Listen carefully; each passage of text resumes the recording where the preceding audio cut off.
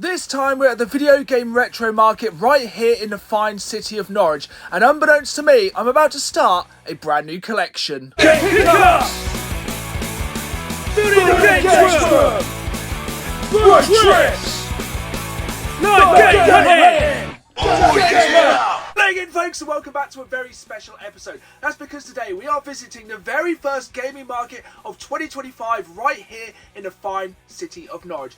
Video Game Retro Market is visiting for its first time in 2025 at the Forum, and unbeknownst to me, I'm about to start a brand new video game collection.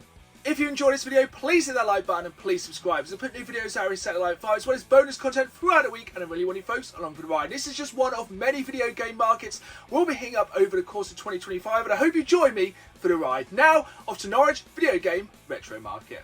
We arrived at the Forum in the heart of Norwich around 10 AM, and it is amazing to see all the sellers setting up this early, and it's amazing how much work goes into gaming markets like this. They'd actually started setting up the night before, as coincidentally I'd parked in the Forum to go to the theatre, and I was lucky enough to get early entry to the gaming market, and this gaming market has gone from strength to strength over the past few years. When it first started off, it only used this first small part of the Forum, but over the years it has extended into the back, into the auditorium, and it is only going from strength to strength. And it is great to see this market grow, not just in buyers but also in sellers, and a variety of things on sale, not just video games but also Pokemon cards, toys, collectibles, you name it, you may find it here at the Norwich Video Game Market, and fingers crossed we can find some early bargains.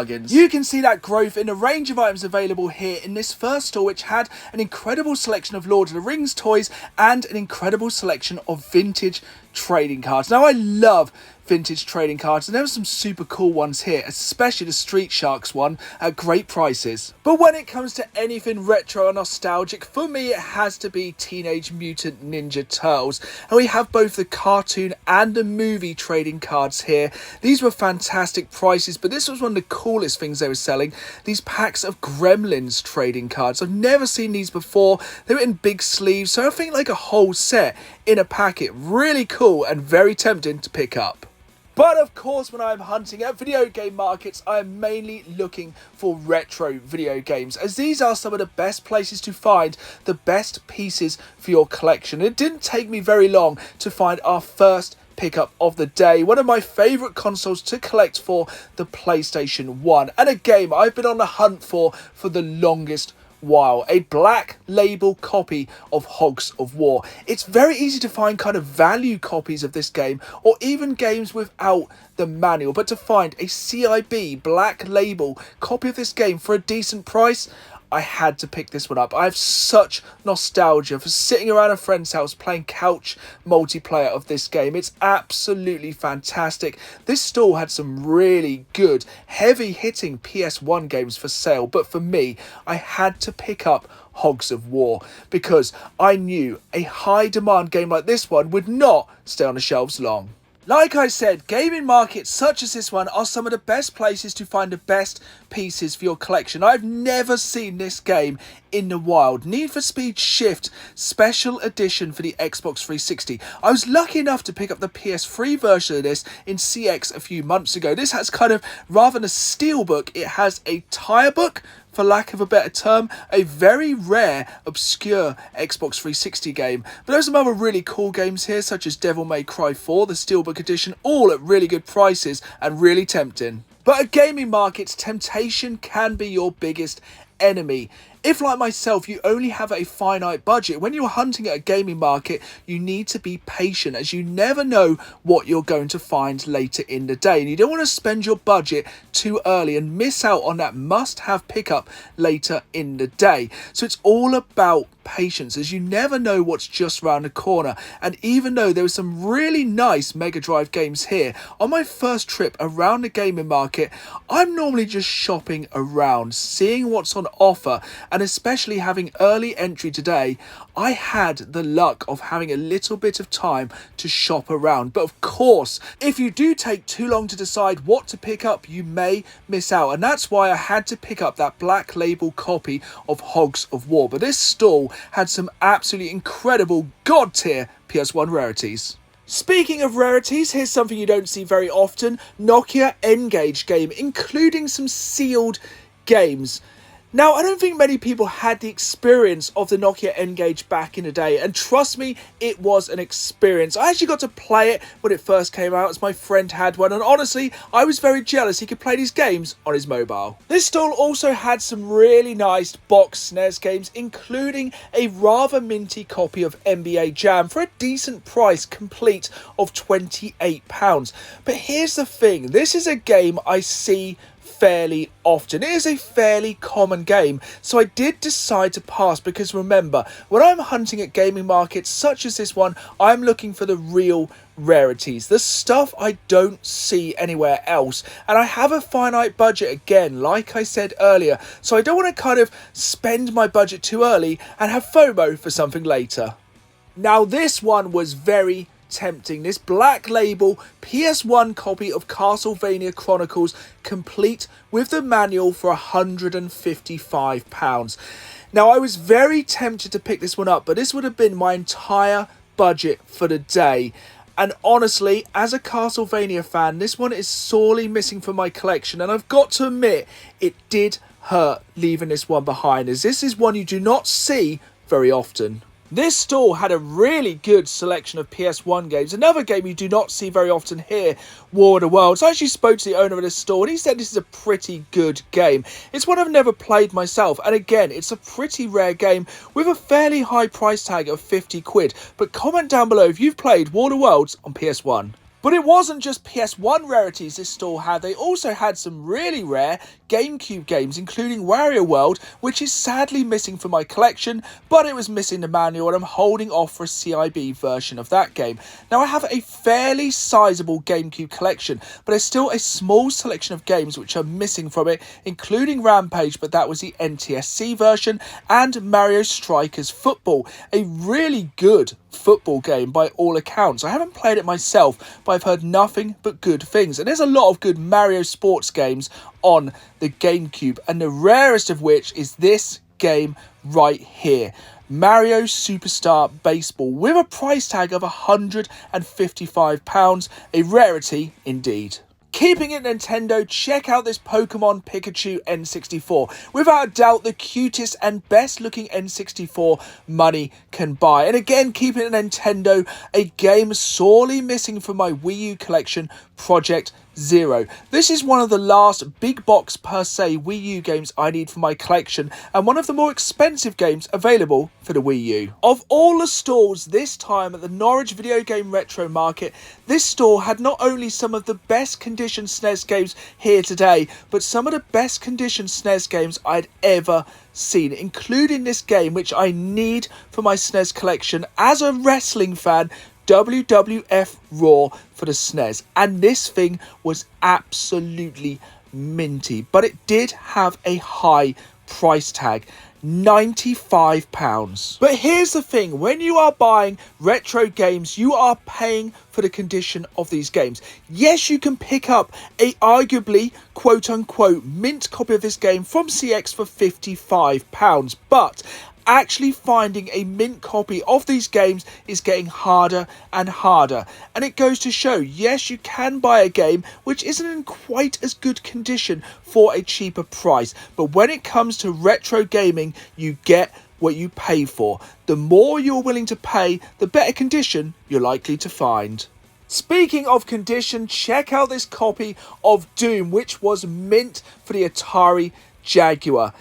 And no, at the moment, this is not the new collection I've started today, but oh my, it was tempting. I love everything Atari, everything Doom, and this felt like it could have been a good decision, but today I did pass. So for today at least, I haven't started collecting for the Atari Jaguar. Speaking of Doom, we know Doom has been released on every console ever, but did you know it got a Game Boy Advance release? I've been holding out for a boxed copy of Doom on a Game Boy Advance for a very long while, as well as this game for the Game Boy Color, the Resident Evil game most people have never heard of, Resident Evil Gaiden, with the price of £110 for a loose cart only. Next up was the stall of local sellers Second Chance Treasures, and I've been saying about them on the channel for the past few months because they have been smashing it. They have been selling everywhere in the local area, and they put some awesome bits aside for me this time,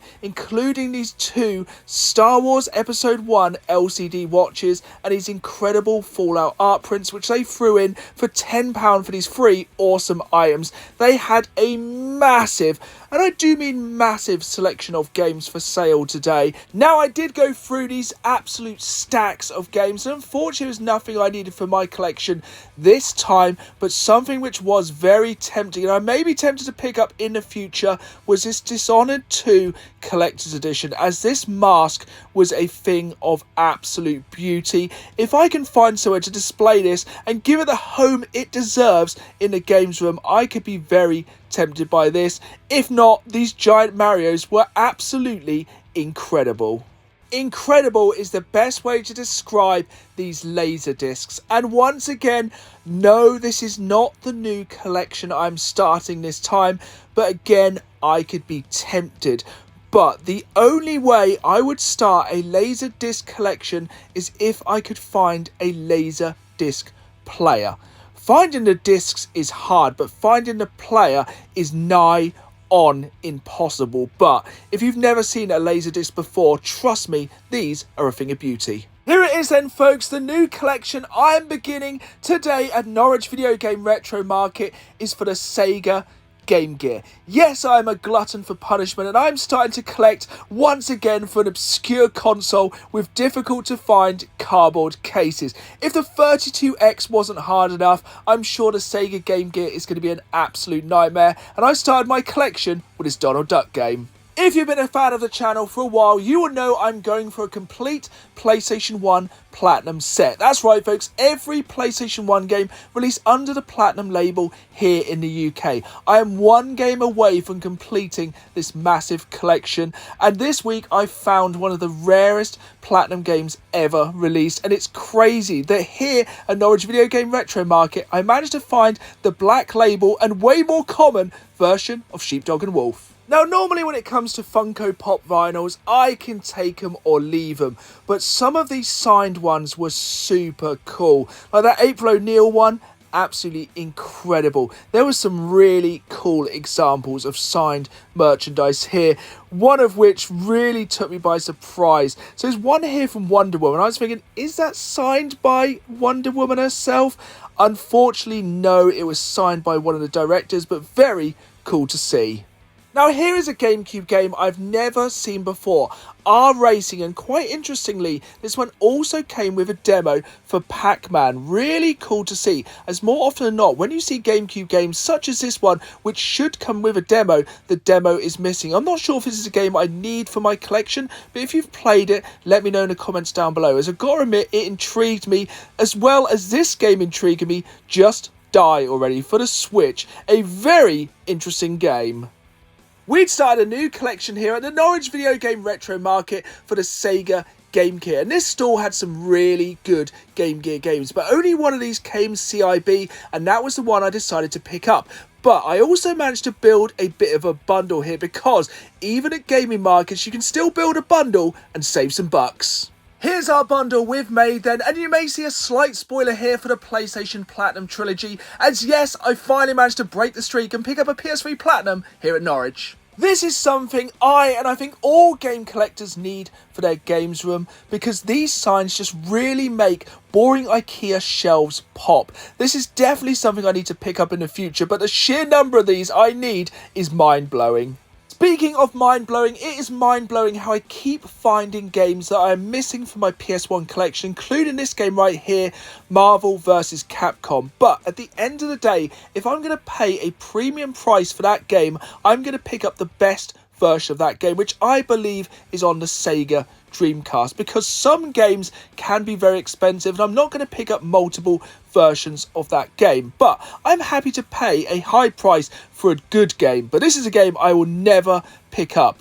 Mortal Kombat Mythology Sub-Zero, a over £200 game, which is an awful game. But this is something in the future I would be willing to pay big money for, a Neo Geo console. One of the many consoles available here to play at the Norwich Video Game Retro Market, and a console that I have wanted for years and years. There we have it then, folks. That was the first video game market here in Norwich of 2025 with a video game retro market. It had been an absolutely incredible day. I had picked up some amazing items for the collection, and even better, I had started a brand new collection. Let's take it back to the games room for the pickups from an awesome day. But first, who is this I see on the horizon about to make some irresponsible financial decisions? It's Dan from the Dan the Gamesman podcast, and I have to admit, I was egging him on to buy this incredible Charizard plush because they say money cannot buy happiness, but money can buy a Charizard plushie, and just look how happy Dan is with his newly acquired fire-based friend. You cannot put a price on happiness, like I said, but check the face of Dan. I would say he's very, very happy. It had been a very successful day, and now finally, with Dan, with his reunited Pokemon love, let's head back to the games room for the pickups from this amazing day. Here we are then, back in the games room after our first video game market here in Norwich, the Video Game Retro Market, and what an incredible day it was. It's such a pleasure to see this market go from strength to strength, and a massive shout out to Ricky and all the other organisers for once again making it an amazing day. But not only that, we also have some amazing pickups for the collection, and we're starting off with some items we picked up from one of my favourite local sellers, Second Chance Treasures. Like I said in previous episodes, they are everywhere at the minute. They are absolutely smashing it, and it's so important to build good relationships with sellers such as this one, and all sellers in general, but especially supporting your local sellers. Now, they know I'm a massive fan of two franchises, especially Star Wars and Fallout. And first things, we have a gift from Second Chance Treasures here. It's these Fallout prints. Now, these are super cool. I'm not really sure where these came from. I think they may have come with a strategy guide, or they might be promotional. I just think they're super duper cool. I'm a massive fan of everything Fallout, and yeah, massive shout out to Second Chance Treasures for putting these aside for me and just kind of bundling them with the next item I'm going to show you that I picked up from them, because these are super duper cool. No idea what I'm going to do with them yet. I'd like to say I'd frame them, but I have nowhere to put frame pictures up in here. But yeah, super cool nonetheless. The second item I picked up for £5 each are these Star Wars Episode 1 lightsaber display case watches. Yep, in there is a watch. These are boxed and complete from the original Star Wars Episode 1 lineup, and I love these kind of retro inspired watches. These are super cool. These are going to stay in the case, as tempting as it is to kind of open these up and even wear them. These are from 1999. And these watches are super duper cool. And yeah, Second Chance Treasures put all these items aside for me. And yeah, massive shout out to them, and great first pickups for the Norwich Video Game Retro Market. Next up, we have some PlayStation 1 games. One of my favourite things about picking up PS1 games in 2025 is being able to go back and play the full version of games we only played a demo of as kids. And the first of these is the perfect example. It is Frogger. Now, my wife has such vivid memories of playing this game back in the day, but only ever playing the demo version. Of course, don't forget, back in the day, a demo magazine was only £5, while a full black label PlayStation 1 game was recommended retail price £40. So demos were a great way for people to play more games using their pocket money, but most of us never got to experience full games such as this one, and now we can for the low price of around £10. So I'm sure my wife is really excited to jump into this game, but it's not the only PS1 game we picked up this time at the Norwich Video Game Retro Market. I picked up a game I've been sorely missing from my PS1 collection for the longest time. This was one of the games I played the most back in the day, multiplayer on the couch with my friends, and it has been surprisingly hard to find a CIB black label copy of Hogs of War. An absolute bona fide classic. Yes, you may like Worms, but for me, it's hard to say, but this is a better multiplayer game than Worms. This was a 3D team-based battle royale to the death. It has fantastic graphics, fantastic gameplay, the teams are perfectly balanced, and even better, it has absolutely incredible commentary by none other than the late great Rick Mail. I paid 30 quid for this game, but it is one you do not see the black label version of very often, and honestly, straight after this video, I'm jumping straight back into this one for the first time in years. Just before we jump into our final pickups this time, I want to show you the games my wife picked up as part of that bundle deal. And these are Game Boy and Game Boy Advance games from some of our favourite movies of the 90s. Starting off with Austin Powers' Oh Behave, made by a lesser known game studio at the time called Rockstar Games. Yes, Rockstar Games, now infamous for making the GTA franchise, back in the day made an Austin Powers game which was only for the Game Boy Color. And not only one Austin Powers game, they also made Dr. Evil, My Underground Lair. Again, exclusive to the Game Boy Color. Now, I think these are both games which are like a series of mini-games, and it boggles the mind that Austin Powers got a video game crossover. I know this isn't the only Austin Powers video game ever released. I think there's also an Austin Powers pinball game which was released for the PS1, I believe. I'll try and put a picture up on the side of the screen here, but we also picked up, going all the way back to the OG Game Boy, a copy of the Addams Family for a really good price in the kind of little Game Boy protector here. And yeah, this is a great game which was released on the NES, the SNES, the Mega Drive, I think basically every console back then. This is probably the inferior way to play it, but super cool to own an Addams Family game on a Game Boy. Which brings us on to our final pickups this time, and the start of a brand new subset of collecting in my overarching video game collecting. Now, over the years, I've collected for many consoles, but I love the weird, the wonderful, the obscure, the rare, the hard to find, the consoles that no one else is collecting for. That's why recently I've started collecting for the Sega 32X, because no one else does, probably because it's incredibly hard, but it got me thinking. As collectors, we all love retro cardboard. We love our NES, our SNES games, and in my case, our 32X games, but also there's other retro cardboard, including the Sega Game Gear. Now, I think this is a collection which is going to be super hard to collect for, but I'm going to be super picky, and this is the first game I've picked up in recent years for this console. Not the first. I did pick up a copy of G-Lock years ago in CX simply because it was in incredible condition, and when it comes to collecting for the Sega Game Gear, for me it's all going to be down to condition. I'm only going to pick these games up if I can get them CIB and in near mint condition, and it's going to be a slow build on this collection, but this is the first game I picked up at Norwich Video Game Retro Market, the Lucky Dime Caper Donald Duck. Now, much like the 32X, I haven't actually got a Game Gear console yet. I'm going to hold off and pick up a modded console because Game Gears are infamous for breaking down, and this marks the start of a brand new collection, but isn't the only game I picked up this time.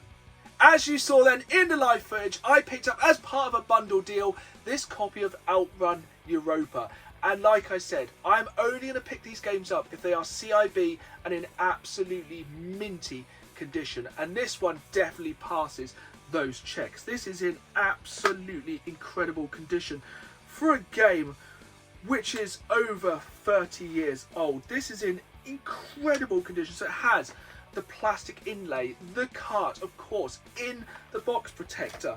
Then we have the mailaways, because this, kids, is how we used to find out about games back in the day. We'd send these away and it'd send us information on games. And of course, it does have the manual in fantastic condition. So of these two games, I now have 3 Game Gear games in my collection. It's only a small start, but from small acorns grow big trees, and this collection over the years is only going to get bigger. There we have it then, folks. That was the Video Game Retro Market right here in the fine city of Norwich. And if you enjoyed that, you haven't got long to wait until the next one. Monday the 26th of May, it returns to the forum right here in Norwich. And hopefully I'll see some of you there and I can continue my Game Gear collecting journey. I hope you've enjoyed this video. If you did, hit that like button, subscribe, and as always, keep playing the game. See you all soon!